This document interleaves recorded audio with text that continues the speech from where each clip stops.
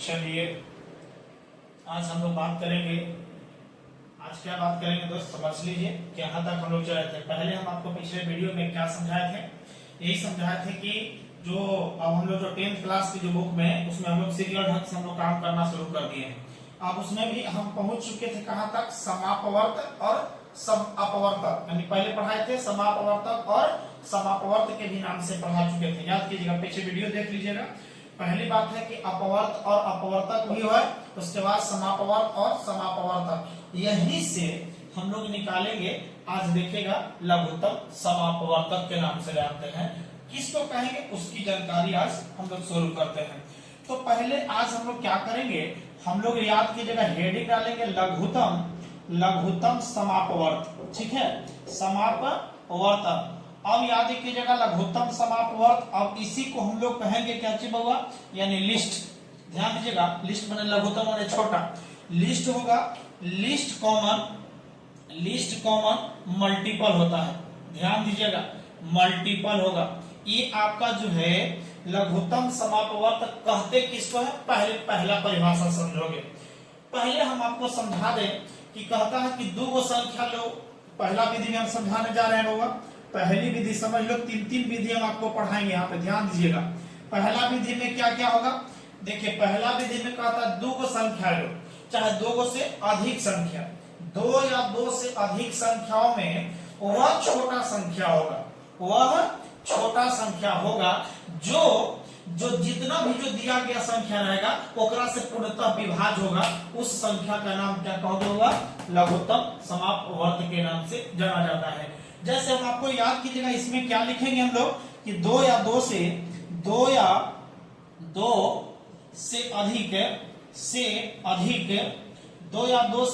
संख्याओं, ध्यान से समझो, दो या दो से अधिक संख्याओं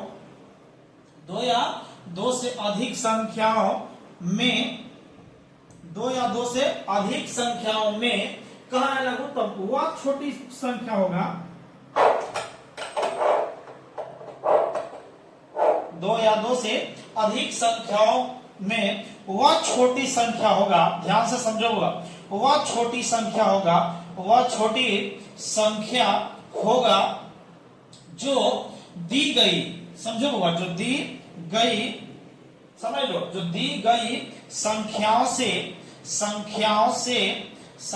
से पूर्णतः विभाज्य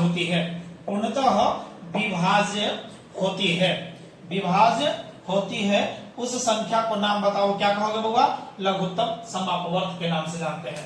कह रहा है, फिर से एक बार रिवाइज करो, दो गो संख्या रहे चाहे दो गो से अधिक रह सकता है, उस संख्या में वह छोटा संख्या रहेगा, समझ लो, वैसा संख्या निकलेगा मान, वैसा संख्या होगा जो जितना भी दिया संख्या रहेगा उस संख्या से पूर्णतः विभाज्य होगा।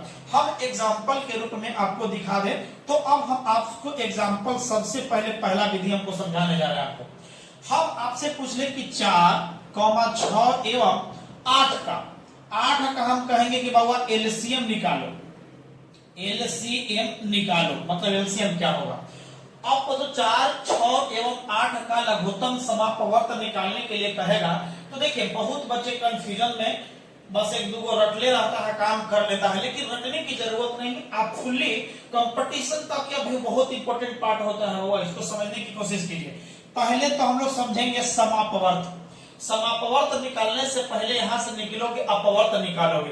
तो बाबू अपवर्त मतलब है कि मल्टीपल, कुछ होगा मल्टीपल।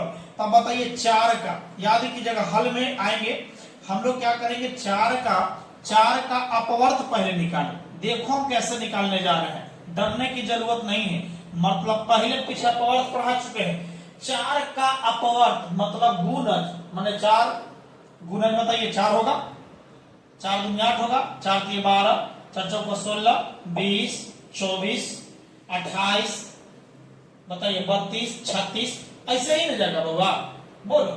अब आप कंडीशन करें उसी प्रकार 6 का बोलो अपवर्त निकालो।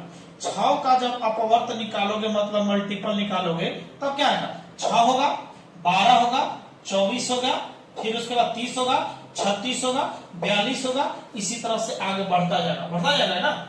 चलिए हम आपसे बोलते हैं 8 का, किसका होगा, 8 का अपवर्त निकालो जी। जब 8 का अपवर्त अर्थात मल्टीपल निकालोगे तो क्या निकलेगा बोलो? 8 का मल्टीपल निकालोगे तो बोलो 8 होगा, होगा कि नहीं होगा?